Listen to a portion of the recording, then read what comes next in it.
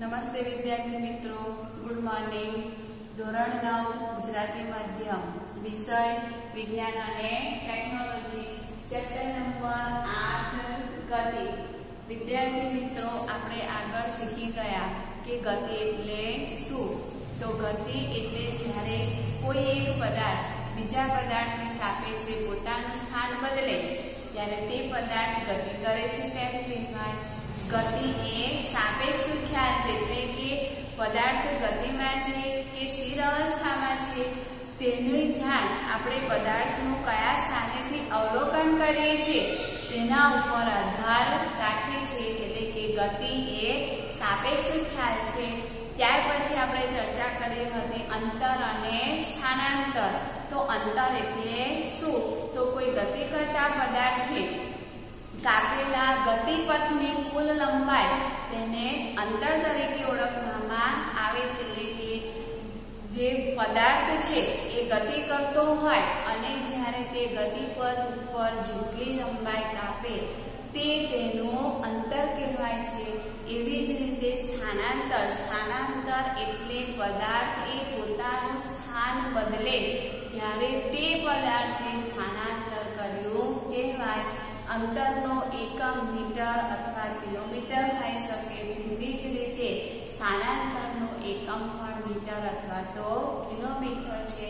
હવે આપણે એ પણ જોયું હતું કે અંતર હંમેશા ધન હોય છે, જ્યારે સ્થાનાંતર એ ધન પણ હોઈ શકે, ઋણ પણ હોઈ શકે અને શૂન્ય પણ હોઈ શકે। આગળ બીજી એક ભૌતિક રાશિ વિશે ચર્ચા કરી હતી, તે છે ઝડપ, એટલે કે ગતિનો દર। ગતિનો દર એટલે કે જો કોઈ પદાર્થ એ ગતિ કરતો હોય ત્યારે જુદા જુદા પદાર્થો એક સરખા સમયગાળામાં એક સરખું અંતર કાપી શકતા નથી। આમ જુદા જુદા પદાર્થો દ્વારા એક સરખા સમયગાળામાં જો જુદું જુદું અંતર કાપવામાં આવે ત્યારે તેની ઝડપ એ દરેક સમયે એક સરખી હોતી નથી। એટલે કે ઝડપ એટલે શું? તો પદાર્થે એકમ સમયમાં કાપેલું અંતર તેને ઝડપ તરીકે ઓળખવામાં આવે છે, એટલે કે ઝડપની વ્યાખ્યા પદાર્થે એકમ સમયમાં કાપેલું અંતર, તેનું સૂત્ર ઝડપનું સૂત્ર પદાર્થે કાપેલું અંતર ભાગ્યા તે અંતર કાપવા માટે લાગતો સમય। માટે ઝડપનું એના ઉપરથી સૂત્ર મેળવ્યું હતું v બરાબર s/t। v એટલે ઝડપ, s એટલે અંતર અને t એટલે સમય, અને તેના પરથી તેને એકમો જોયા હતા મીટર પ્રતિ સેકન્ડ અથવા કિલોમીટર પ્રતિ કલાક અથવા તો સેન્ટીમીટર પ્રતિ સેકન્ડ। ઝડપ એ અદિશ રાશિ છે। ઝડપમાં માત્ર ગતિનો દરનું મૂલ્ય જોવામાં આવે છે, ઝડપને દિશા સાથે કોઈ સંબંધ હોતો નથી, એટલે કે ઝડપ એ દિશા સાથે સંબંધ ધરાવતી ન હોવાથી તેને અદિશ રાશિ તરીકે ઓળખવામાં આવે છે। એનાથી ઉલટું સ્થાનાંતર એટલે શું?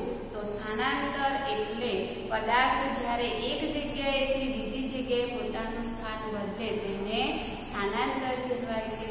જેવી રીતે ઝડપનું સૂત્ર અને વ્યાખ્યા છે તેવી જ રીતે સરેરાશ ઝડપ।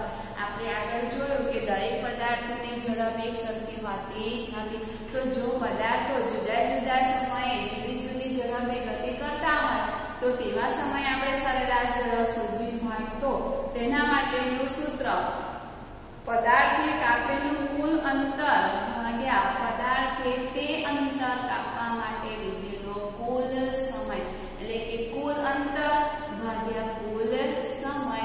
એનાથી આપણે સરેરાશ ઝડપ મેળવી શકીએ છીએ। સરેરાશ ઝડપનો એકમ પણ મીટર પ્રતિ સેકન્ડ, કિલોમીટર પ્રતિ કલાક અથવા સેન્ટીમીટર પ્રતિ સેકન્ડ છે। હવે આપણે આગળ વાત કરી હતી ઝડપ વિશે કે ઝડપ એ દરેક પદાર્થોની જુદી જુદી હોય છે।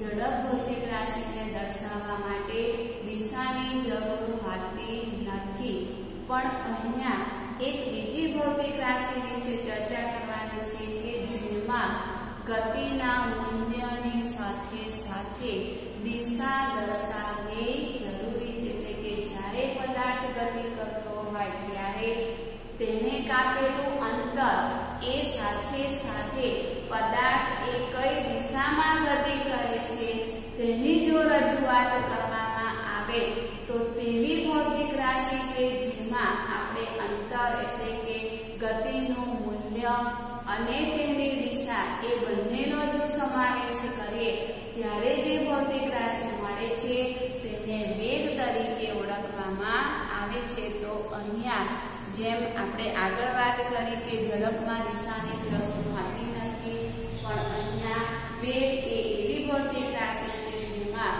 મૂલ્યની સાથે સાથે દિશા દર્શાવવી જરૂરી છે, એટલે કે વેગ એ સદિશ ભૌતિક રાશિ છે જ્યારે ઝડપ એ અદિશ ભૌતિક રાશિ છે। તો તેને આધારે વેગની વ્યાખ્યા આપણે શું આપી શકીએ? જો પદાર્થ એક સરખી ઝડપે ગતિ ન કરતો એટલે કે પદાર્થની જો ઝડપ બદલાતી હોય તો તેનો વેગ પણ બદલાતો હોય છે।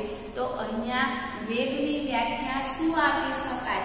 તો ઝડપની વ્યાખ્યા હતી પદાર્થે એકમ સમયમાં કાપેલું અંતર, જ્યારે વેગની વ્યાખ્યા પદાર્થે એકમ સમયમાં કરેલું સ્થાનાંતર।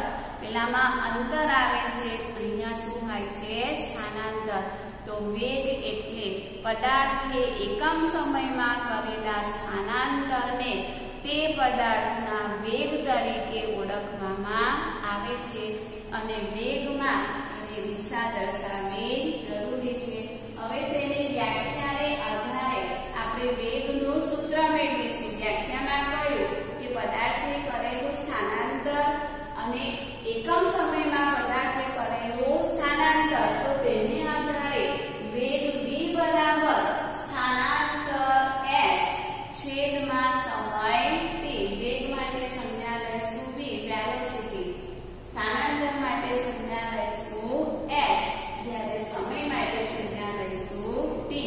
માટે વેગ v બરાબર સ્થાનાંતર s ભાગ્યા સમય t। માટે આપણને વેગનું સૂત્ર મળશે v બરાબર s upon t।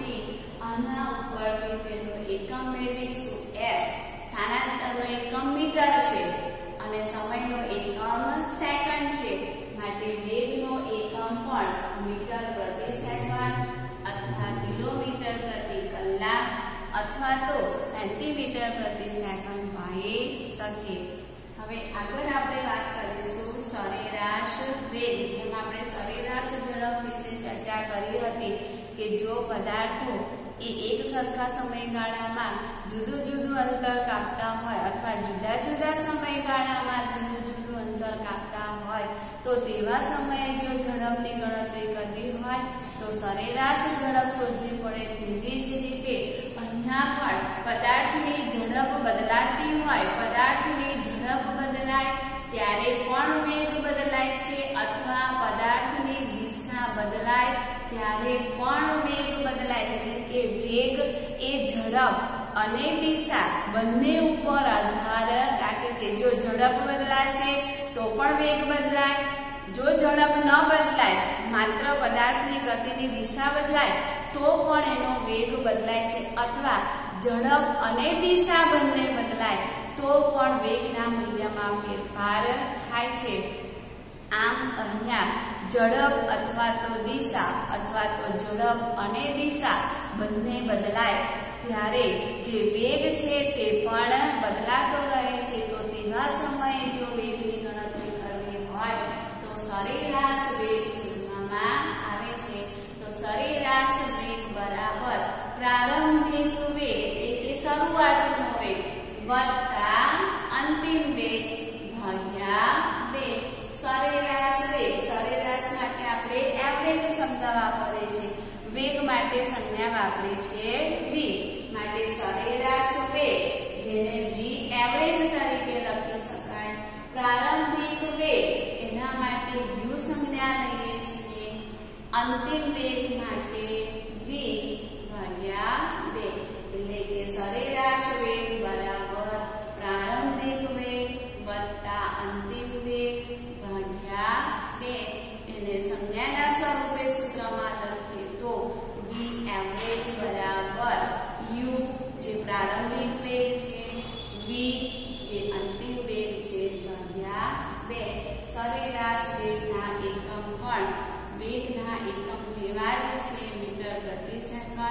કિલોમીટર પ્રતિ કલાક અને સેન્ટીમીટર પ્રતિ સેકન્ડ. હવે આગળ તમારા પેજ નંબર 102 ઉપર દાખલા આપ્યા છે. એમાં પહેલો દાખલો છે, આપણે આગળ સૂત્ર જોઈ ગયા, સરેરાશ ઝડપ, સરેરાશ વેગ. ઝડપ અને વેગ. ઝડપનું સૂત્ર v બરાબર s/t. વેગનું સૂત્ર v બરાબર s/t. સરેરાશ ઝડપ બરાબર અંતિમ વેગ ઓછા પ્રારંભિક વેગ ભાગ્યા 2 અથવા સરેરાશ ઝડપ બરાબર કુલ અંતર ભાગ્યા કુલ સમય. હવે એ સૂત્ર ઉપરથી આપણે અહીંયા દાખલા શીખવાના છે. એમાં પહેલું છે કે મુસાફરીના પ્રારંભમાં કારનું ઓડોમીટરનું અવલોકન 2000 કિલોમીટર છે. એટલે કે કારનું શરૂઆતનો પ્રારંભિક જે ઓડોમીટરનું વાંચન દર્શાવે છે તે 2000 કિલોમીટર છે. મુસાફરીના અંતમાં તે 2400 કિલોમીટર છે. એટલે કે શરૂઆતમાં જ્યારે ઓડોમીટર પર રીડિંગ કરે છે ત્યારે 2000 કિલોમીટર દર્શાવે છે. મુસાફરી કર્યા બાદ જ્યારે અંતમાં તેનું અવલોકન કરે છે ત્યારે તે 2400 કિલોમીટર દર્શાવે છે. તો અહીંયા પ્રારંભિક રીડિંગ 2000 હતું, અંતિમ 2400 કિલોમીટર. તો અહીંયા કાર દ્વારા કપાયેલું અંતર એ કેટલું થશે? 2400 કિલોમીટર ઓછા 2000 કિલોમીટર એટલે કે 400 કિલોમીટર. તો અહીંયા આપણે પહેલા લખીશું કાર દ્વારા કપાયેલું કુલ અંતર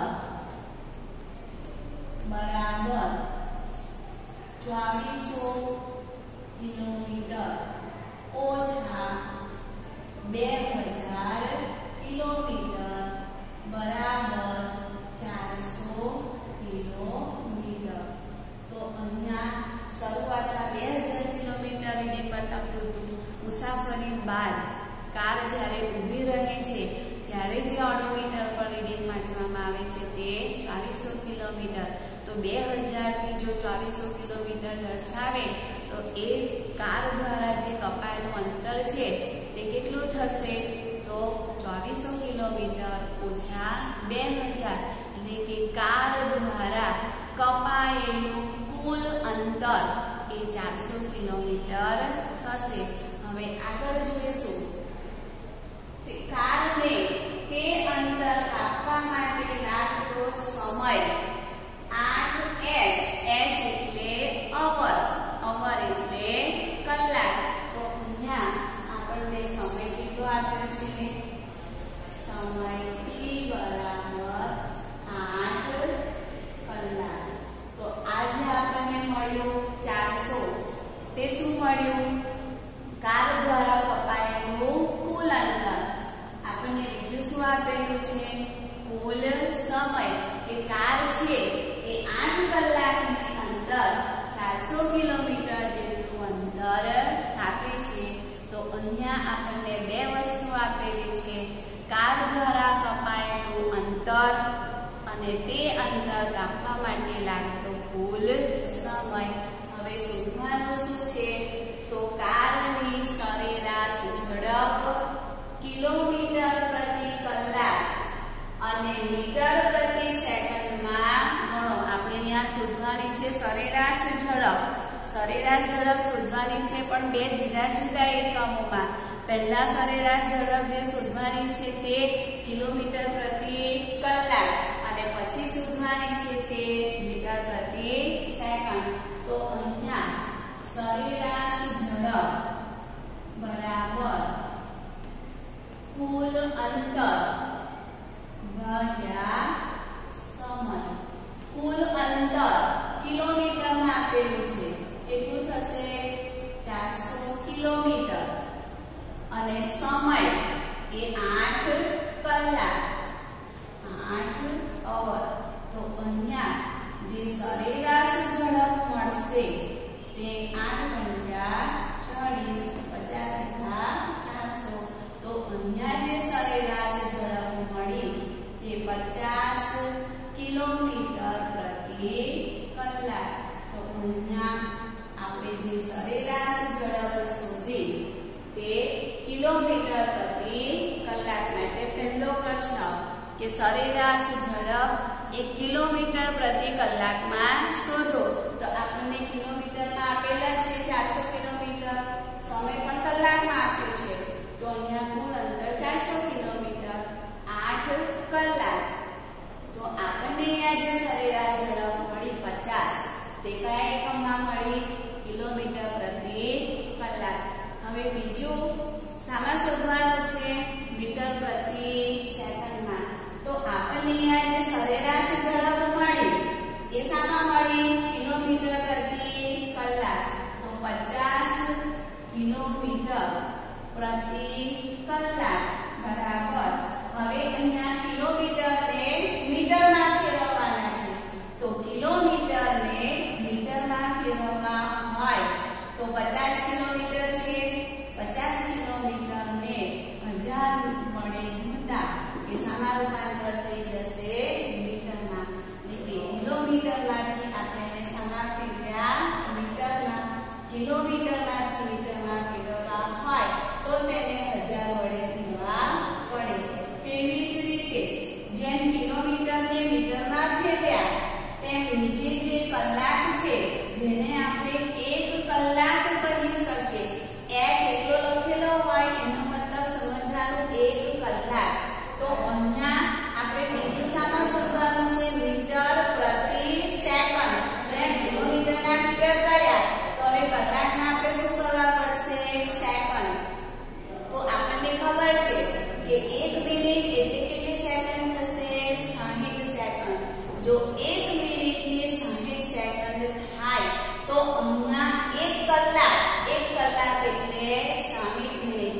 જો 1 મિનિટની 60 સેકન્ડ થાય તો 1 કલાક એટલે કે 60 મિનિટે કેટલી? તો અહીંયા 1 કલાકની જે સેકન્ડ હશે તે થશે 3600 સેકન્ડ. તો અહીંયા 50 કિલોમીટર હતા તેને મીટરમાં ફેરવ્યા એટલે 1000 વડે ગુણો અને કલાકને સેકન્ડમાં. તો 1 કલાકની સેકન્ડ એ 3600 સેકન્ડ થાય છે. હવે આ બંનેનો છેદ ઉડાડો, 2 0 જશે. અહીંયા 25 4 100 ને 9 4 36, 25 125 ભાગ્યા 9. 125 ને 9 વડે ભરતા 9 એકા 9, 3 વધશે 35, 9 તારી 27, 35 માંથી 27 થશે. તો અહીંયા હવે જવાબ આવશે 13.9 મીટર પ્રતિ સેકન્ડ. તો આજે આપણને મળ્યું તે સરેરાશ ઝડપ કિલોમીટર પ્રતિ કલાક અને આ જે સરેરાશ ઝડપ મળી તે મીટર પ્રતિ સેકન્ડ. તમારા પેજ નંબર 102 ઉપર આ દાખલો તમારી બુકમાં આપેલો છે. ત્યાર પછી બીજો જોઈશું કે ઉષા એ 90 મીટર લંબાઈના સ્વિમિંગ પુલમાં તરે છે. એટલે સ્વિમિંગ પુલની અંદર ઉષા તરે છે જે સ્વિમિંગ પુલની લંબાઈ 90 મીટર છે. બીજા છેડા સુધી તે જ માર્ગે પાછા ફરતા એટલે કે એક વખત જાય છે 90 મીટર, ફરી ત્યાંથી તે જ માર્ગે પાછા ફરે છે. તો એણે કુલ કેટલું અંતર કાપ્યું? તો એક વખત જાય એટલે 90 મીટર, ત્યાંથી ફરી તે જ માર્ગે પાછા આવે તો બીજા 90 મીટર. તો તેણે કુલ અંતર કેટલું કર્યું? 180 મીટર. અને તે અંતર તે 1 મિનિટમાં પૂરું કરે છે. એટલે કે ઉષા એ શરૂઆત કરે છે તરવાની, જેને સ્વિમિંગ પુલની લંબાઈ 90 મીટર છે. તે શરૂઆત કરી પહેલા એક છેડે જાય છે એટલે 90 મીટર અંતર કાપે, ફરી ત્યાંથી ફરી પાછી પોતાની જગ્યાએ આવે છે. તો પહેલા એક વખત 90, ફરી એટલું જ 90. એટલે ઉષા દ્વારા કપાયેલું અંતર એ 180 મીટર અને એ જાય છે અને પાછી આવે છે. એટલે 180 મીટર અંતર એ કેટલી મિનિટમાં પૂરું કરે છે? 1 મિનિટની અંદર. હવે અહીંયા શું શોધવાનું છે? તો ઉત્સાહની સરેરાશ ઝડપ અને સરેરાશ વેગ શોધો. તો સરેરાશ ઝડપ માટે અહીં કુલ અંતર 180 મીટર અને તેનો સમય આપ્યો છે આપણને 1 મિનિટ. હવે અહીંયા આપણને જે અંતર આપેલું બતાવ્યું છે એ મીટરમાં છે, જ્યારે સમય એ શામાં આપેલો છે? મિનિટમાં આપેલો છે. તો અહીંયા જો સમય મિનિટની અંદર આપ્યો હોય તો તેને સેકન્ડમાં આપણે કન્વર્ટ કરવા પડે. તો 1 મિનિટની સેકન્ડ કેટલી થશે? 60 સેકન્ડ. તો હવે કુલ અંતર આપેલું છે, તે માટેનો સમય આપ્યો છે. હવે શોધવાનું શું છે? આપણે સરેરાશ ઝડપ બરાબર કુલ અંતર ભાગ્યા સમય. કુલ અંતર 180 મીટર અને સમય છે 60 સેકન્ડ. અહીંયા 0 જશે, 6 તારીખ 18. તો તેની સરેરાશ ઝડપ 3 મીટર પ્રતિ સેકન્ડ. તો આજે આપણને મળી તે શું મળ્યું? ઉષાની સરેરાશ ઝડપ. બીજું શોધવાનું છે સરેરાશ વેગ. સરેરાશ વેગ. તો અહીંયા સરેરાશ વેગ એટલે કે જ્યારે પદાર્થ એ એક જગ્યાએથી બીજી જગ્યાએ જે ફરી પાછું પોતાના મૂળ સ્થાને આવે, એટલે કે અહીંયા એણે કરેલું સ્થાનાંતર કેટલું મળશે? 0. કારણ કે ઉષા શું કરે છે? શરૂઆત કરે છે, એક જગ્યાએથી શરૂઆત કરે, સામે છેડે જાય છે અને ત્યાંથી ફરી પાછી એ પોતે પોતાના સ્થાન ઉપર આવે છે. તો અહીંયા તેણે અંતર ભલે કાપ્યું, પણ ઉષા દ્વારા જે સ્થાનાંતર થયેલું છે તે સ્થાનાંતર એ અહીંયા કેટલું હશે? 0. તો અહીંયા સરેરાશ વેગ બરાબર સ્થાનાંતર ભાગ્યા સમય. સ્થાનાંતર કેટલું છે? 0 મીટર અને સમય કેટલો છે? 60 સેકન્ડ. તો અહીંયા એનો સરેરાશ વેગ મળશે 0 મીટર પ્રતિ સેકન્ડ. એટલે કે ઉષા એ ફરી પાછી પોતાના સ્થાને જ આવે છે, માટે ત્યાં સ્થાનાંતર થતું નથી. તો અહીંયા આપણે આ સૂત્રની મદદથી સરેરાશ ઝડપ અને સરેરાશ વેગ શોધવાના દાખલા ગણ્યા. હવે આગળ નવા ટોપિકની ચર્ચા આપણે બીજા લેક્ચરમાં કરીશું. Thank you.